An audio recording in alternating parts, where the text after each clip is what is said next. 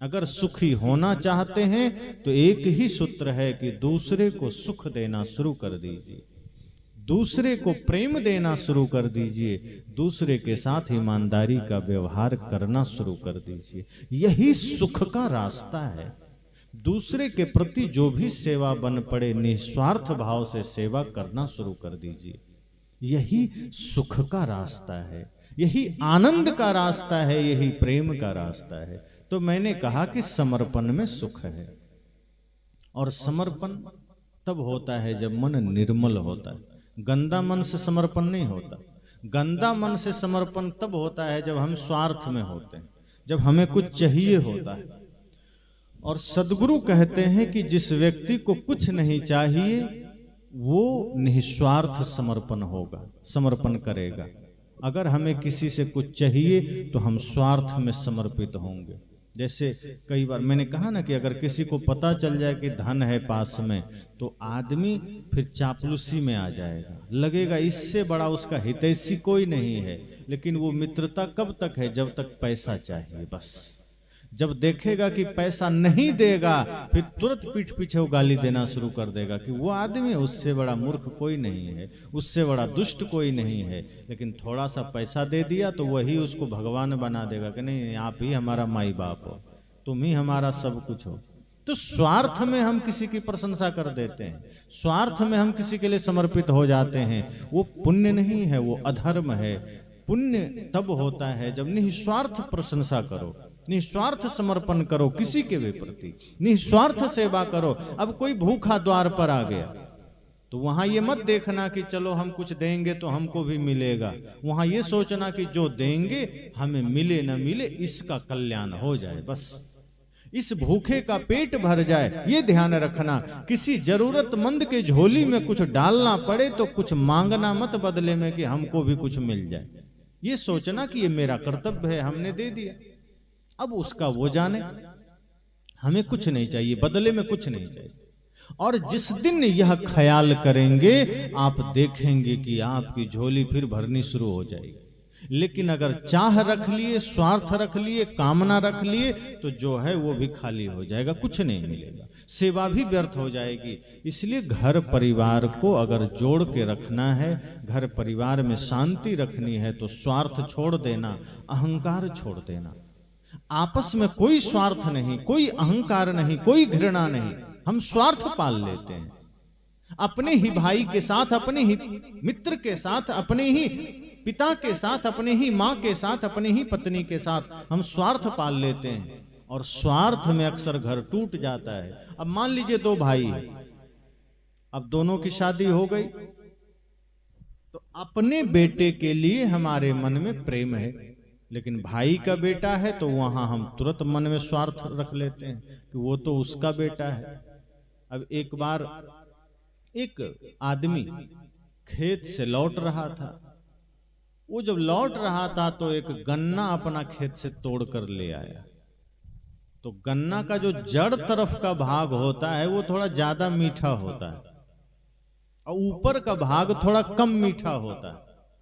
तो गन्ना तोड़कर जब वो ले आया, बड़ा भाई था, तो जैसे ही घर के निकट पहुंचा तो उसका अपना लड़का खेल रहा था और वहीं बगल में छोटे भाई का लड़का भी खेल रहा था, वो भी बेटा ही हुआ। तो दोनों खेल रहे थे और दोनों आ गए सामने। तो इसने क्या सोचा कि चलो आधा आधा गन्ना दोनों को दे देते हैं। तो जब गन्ना को तोड़ा तो जो जड़ वाला भाग है वो दाएं हाथ में था और जो आगे वाला भाग था वो बाएं हाथ में था। लेकिन समस्या ये थी कि बाईं तरफ अपना बेटा खड़ा था और दाएं तरफ भाई का बेटा खड़ा था। अब वो उसके मन में इतने से के लिए स्वार्थ आ गया कि जो मीठा वाला भाग है ये अपने बेटे को देना है और जो थोड़ा कम मीठा वाला भाग है ये भाई के बेटे को देना है। अब सोचो बात थोड़ी सी, मीठापन में कितना होगा, 19-20 का फर्क होगा, लेकिन इतने के लिए मन में स्वार्थ जग गया। और उस बड़े भाई ने क्या किया, हाथ ऐसे कर दिया क्रॉस, अर्थात जो मीठा वाला था वो ऐसे अपने भाई अपने बेटे को दे दिया और जो कम मीठा था वो भाई के बेटे को दे दिया। सीधा नहीं दिया कि इधर वाला हाथ ऐसे करेंगे तो भाई के बेटे को चला जाएगा, इसलिए हाथ क्रॉस कर दिया ताकि जो थोड़ा मीठा है वो भाई को न जा करके अपने बेटे को चला जाए। ये नजारा छोटा भाई देख लिया। जब वो देख लिया तब उसने अपने भाई से कहा, भैया दोनों बच्चों को गन्ना बांट दिए। कहाँ बांट दिए? कहा बहुत बढ़िया, अब घर भी बांट लीजिए। बड़े भाई ने क्यों, क्या हुआ? कहा जब गन्ना बांटने में आपने मेरा तेरा कर लिया, वहां स्वार्थ जग गया, तो इतना खेत जमीन घर में आप पता नहीं क्या क्या करते हो। हम तो आपको राम समझते थे, हम तो आपके प्रति श्रद्धावान थे, लेकिन आप मेरे बेटे में परायेपन का भाव कर लिए। अपना बेटा आपका है, हम तो उसे भी अपना पुत्र मानते थे, जो कुछ भी हम करते थे दोनों के लिए करते थे, पर आप एक गन्ने में इतना परायेपन कर लिया। अरे कोई बहुत बड़ी बात होती तो बात समझ में आती है, एक छोटे से गन्ने को बांटने में आपने मेरे बेटे को पराया समझ लिया, अपने को अपना समझ लिया। जब इतना गहरा स्वार्थ आ जाएगा, वो घर स्वर्ग कैसे बनेगा? वो घर टिका कैसे रहेगा? फिर भाई भाई में प्रेम कैसे रहेगा? वही घर टूट जाता है। इसलिए संत कहते हैं जहां स्वार्थ आ गया वो घर नरक बनेगा। इसलिए कभी भी अपने घर में स्वार्थ मत आने देना, अपने घर में कभी भी अहंकार मत आने देना, वरना बना बनाया घर कबाड़ खाना बन जाएगा, समझना शमशान बन जाएगा। और जिस घर में प्रेम नहीं है, सदगुरु कबीर उसे मुर्दा घर कहते हैं, शमशान घाट कहते हैं। जिस घर में सच्चा समर्पण, सच्चा प्रेम नहीं, सत्य नहीं, जहां सिर्फ और सिर्फ स्वार्थ है, जहां सिर्फ और सिर्फ अहंकार है, जहां सिर्फ और सिर्फ नफरत और घृणा है, सदगुरु कहते हैं वह घर मरघट के समान है। और ऐसे मरघट में रहने वाला जिंदा नहीं, वो मुर्दा के समान है।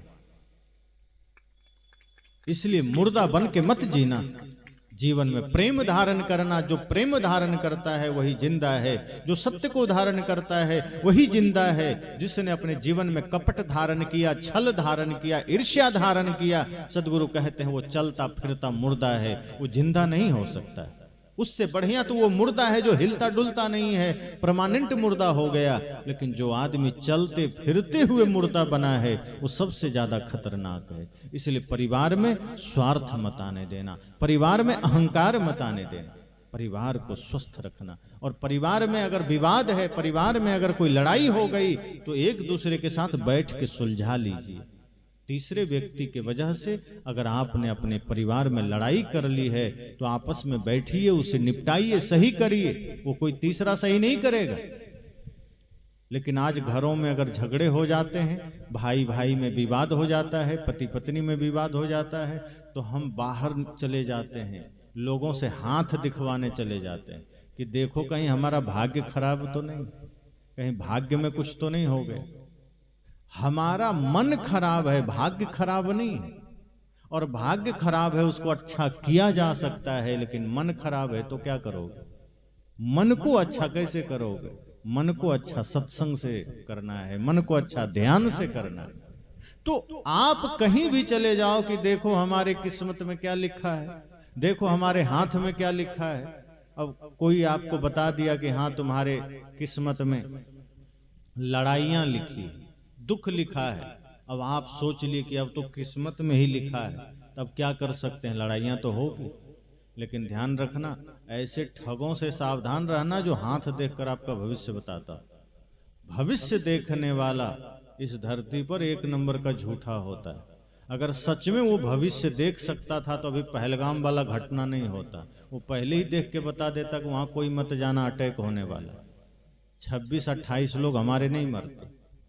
भविष्य देखने वाला को खुद अपना भविष्य पता नहीं होता है। कृष्ण कहते हैं एक पल आगे क्या होगा किसी को पता नहीं, पांव पलक की सुधि नहीं, एक पल का भी किसी को सुधि नहीं है, पता नहीं है कि अगले पल क्या होगा। इसलिए हाथ मत दिखाना किसी को कि देखो क्या हुआ है। आपके मन में कोई दोष आया है, ध्यान करना, सत्संग करना, गुरु संत का संग करना, मन निर्मल हो जाएगा। हाथ देखने से कुछ नहीं होगा और उलझ जाओगे और मन में भ्रम आ जाएगा। अगर जीवन में कोई दुख आ गया, तो ज्योतिषियों के पास मत चले जाना, वो झूठ मूठ की कथाएं गढ़ देंगे, झूठ मूठ की बातें बना देंगे, आपको लगेगा सही कह रहा है।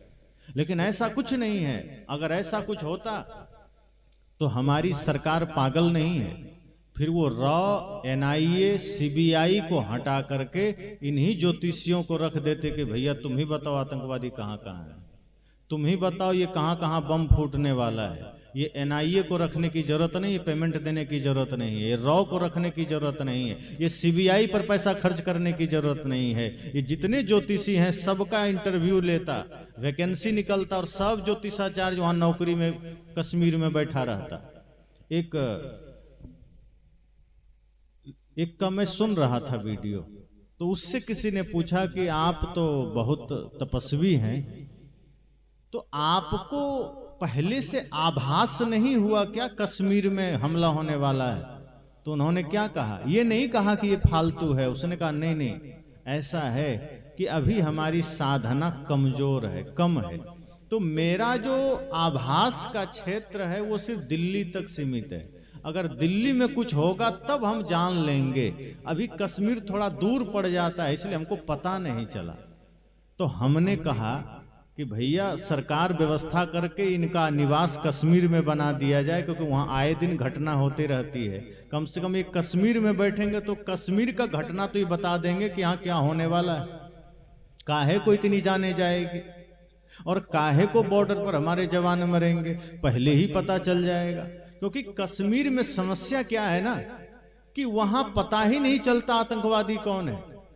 जब मारना होता है तब वो सेना का ड्रेस पहन करके हाथ में हथियार लेकर के आ जाते हैं और बाकी समय वहीं भेष बदल कर दुकान पर बैठे रहते हैं। कैसे पहचानोगे कि कौन आतंकवादी?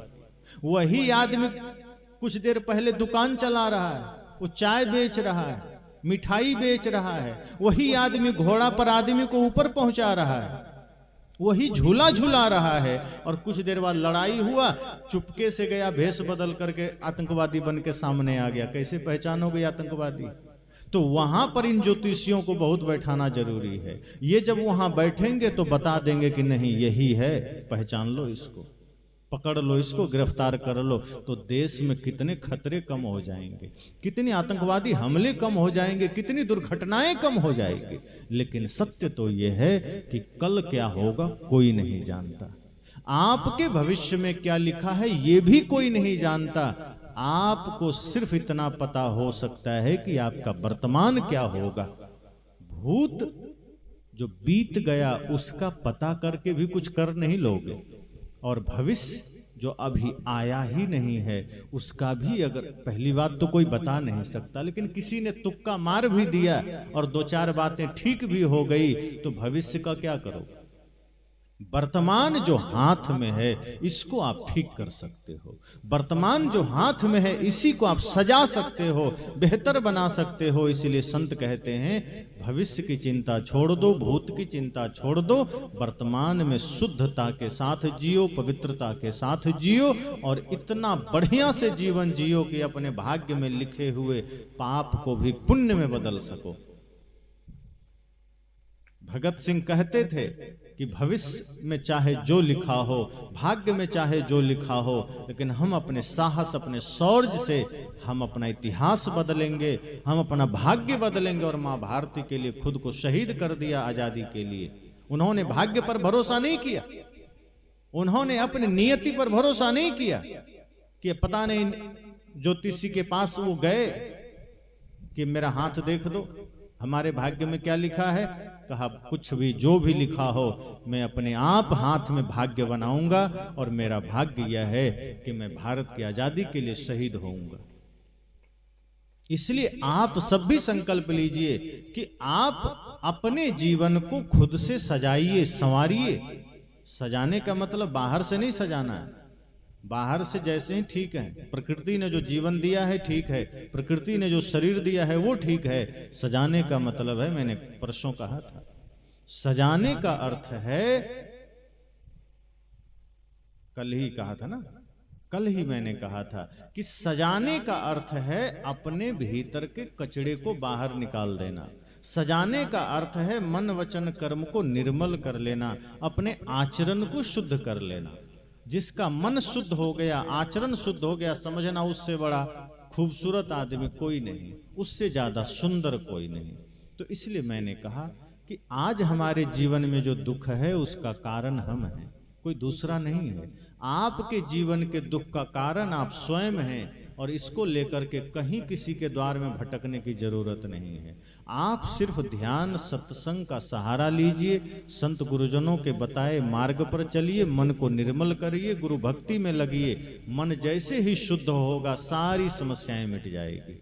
जैसे भी यहाँ अंधेरा हो जाए, लेकिन जैसे ही एक बल्ब जलेगा सारा अंधेरा क्षण भर में मिट जाता है। इसी तरह से अगर हमारे जीवन में क्रोध, अहंकार, लोभ, मोह का अंधेरा है, लेकिन जैसे ही ज्ञान का एक दिया जलेगा सारा अंधेरा मिट जाएगा, देर नहीं लगेगी। इसी तरह से हम सबको अपने जीवन में करना है कि जहां दुख है उस दुख से मुक्ति का मार्ग भी है, और दुख मुक्ति से मार्ग यही सत्संग है। तो कोई दुख आ जाए तो हाथ लेकर कहीं मत पहुंच जाना, वरना उलझ जाओगे। कई लोग उलझा देंगे कि हाँ ये है वो है। एक आदमी मेरे पास आया बिहार में, उसने कहा गुरुजी, एक ज्योतिषी को मैं हाथ दिखाया, उसने कहा तुम पर भूत की साया है, तुमको भूत पकड़ लिया। और उसने कहा कि तुम्हारे घर में भी पिशाच का वास है, अब क्या करें। मैंने कहा कि ये भूत तुमको नहीं लगा है, जिसने हाथ देखा उसको लगा है, भूत तुमको नहीं लगा। कहा नहीं, उसने तो कहा हम ही को लगा है, हम बहुत चिंता में रहते हैं, हम बहुत पीड़ा में रहते हैं। हमने कहा वो कह दिया है इसलिए तुमको और बढ़ गया है, क्योंकि भ्रम का भूत होता है, असल में कोई भूत नहीं होता। अगर किसी के मन में भ्रम डाल दिया जाए तो भूत नहीं भी है तो उसके मन में भूत घूमता रहेगा, क्योंकि भ्रम से एक क्रिएट हो जाता है, माहौल बन जाता है। आप जिस चीज के बारे में ज्यादा सोचने लगें, आपको सपने भी उसी चीज के आने लगेंगे। फिर आप कहीं देखेंगे तो लगेगा वही दिख रहा है। मैंने कहा था ना, कोई भूखा आदमी हो तो रोटी दिखने लगती है, रोटी होती नहीं। वो चांद को भी देखेगा तो चांद में लगेगा अच्छा देखो रोटी दिख रहा है, उसको हर जगह रोटी दिखेगी। इसी तरह से अगर हमारे अंदर भ्रम डाल दिया जाए तो फिर भूत होता तो नहीं है, लेकिन हमको जहां भी थोड़ा सा पत्ता हिलेगा लगेगा भूत तो नहीं है। रात में चूहा दरवाजा खटखटाएगा लगेगा भूत तो नहीं है। बैल उधर से आवाज करेगा लगेगा भूत तो नहीं है। कुत्ता भी पूंछ हिलाएगा लगेगा भूत तो नहीं है। फिर हर जगह भूत ही भूत नजर आएगा। हमने समझाया, माला दीक्षा दिया, आत्मविश्वास उसका जगा दिया। 2-4 दिन में उसने कहा सब भूत खत्म हो गया। मैंने कहा भ्रम का भूत था, जैसे ही ज्ञान का दिया जला भूत खत्म हो गया। गुरु संत के सानिध्य में हमें भ्रम नहीं मिलता है, भ्रम से निवारण की दवा मिलती है। सदगुरु कबीर हमें भ्रम से मुक्त करना चाहते हैं, वो हमें भ्रम में डालना नहीं चाहते हैं, वो समाज को उलझाना नहीं चाहते हैं, वो समाज को बरगलाना नहीं चाहते हैं। सदगुरु कबीर कहते हैं भले ही मेरे पास भीड़ ना आवे कोई बात नहीं, लेकिन मैं छल नहीं करूंगा समाज से, मैं झूठ नहीं बोलूंगा, मैं ठगूंगा नहीं लोगों को। धर्म के नाम पर मैं लोगों को सत्य से परिचय कराऊंगा, मैं लोगों को यथार्थ से परिचय कराऊंगा। सदगुरु कहते हैं अगर मैं झूठ बोलने लगूं करोड़ों की भीड़ खड़ी हो जाएगी, लेकिन जब सत्य बोलूंगा तो सांचे का कोई गाहक नहीं, झूठे जगत पति जय जी। ऐसी है दीवानी दुनिया, भक्ति भाव नहीं बूझे जी। सदगुरु ने कहा कि अगर मैं सच कहता हूं तो भीड़ चली जाती है, क्योंकि भीड़ को चमत्कार पसंद है, भीड़ को भ्रम पसंद है। अगर अभी मैं हाथ हिला के रसगुल्ला ले आऊं तो जितने लोग हैं कल 4 गुना उठा लाएंगे कि चलना बाबा जी हाथ हिला के रसगुल्ला ले आए। जादू दिखा दूं तो लोग तुरंत दौड़ पड़ेंगे। मदारी वाला खेल, जादू वाला खेल में आपको रस आता है, चमत्कार में आपके मन को रस आता है, फिर आप 1000 काम छोड़ के भीड़ लगाएंगे। फिर यहाँ पंडाल नहीं लगाना पड़ेगा, फिर कोई मैदान खोजना पड़ेगा, फिर लोग बढ़ जाएंगे। लेकिन सत्य जहां है, जहां जीवन के सत्य की बात है, जहां आपके जीवन को व्यवस्थित करने की बात है, जहां यथार्थ ज्ञान है, वहां सबको पसंद नहीं आता। कोई कोई बिरला पहुंचता है। जैसे आप देखो सब्जी मंडी में कितनी भीड़ होती है, लोहा लकड़ के दुकान पर भीड़ होती है, और हीरा सोना के दुकान पर ज्यादा भीड़ नहीं मिलेगा, कोई कोई ग्राहक पहुंचता है। तो जो सत्य का खोजी है वो कोई कोई आता है। जैसे सिंहों की संख्या बहुत कम होती है, भेड़ की संख्या बहुत ज्यादा होती है, तो भीड़ भेड़ों की होती है, शेर अकेला चलता है। सदगुरु कहते हैं जहां परम सत्य ज्ञान होगा